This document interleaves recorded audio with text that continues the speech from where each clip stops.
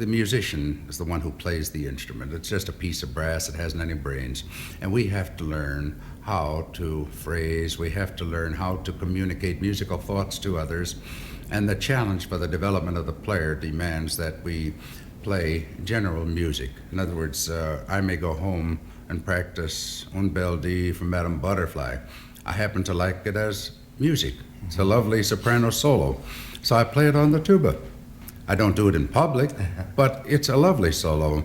And if I hear a player do a beautiful phrase on a particular work, I may go home and practice that. I may have to do it in 3 breaths, where they do it on 1, but I still accept the challenge of interpretation and the study of styles of phrasing and so forth for the development of myself or for the development of the musical minds of my students.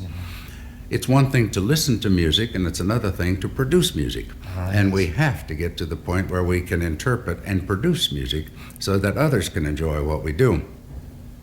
There's a great deal involved in it, but it's an acceptance of a variety of challenges, and the growth occurs as you respond to these challenges. My main teaching is based on this. The challenge of an accompanying instrument is not as great, really, as first trumpet, first horn, first oboe.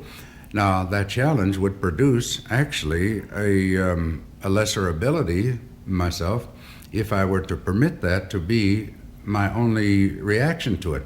I have to create challenge. I try to create challenges with my students so that they develop up to their full potential as an interpreter and stylist in music.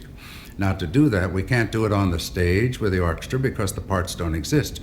So we take the parts at home and create the challenge. I may practice as much trumpet music or oboe music at home as I do tuba. In other words, tuba playing is one facet. The challenge of an accompanying instrument is a limited challenge and develops a limited musician. I have to somehow bypass that challenge and increase it to one which would develop a better interpreter of music, one with more understanding of more advanced concepts than we would have based on the tuba.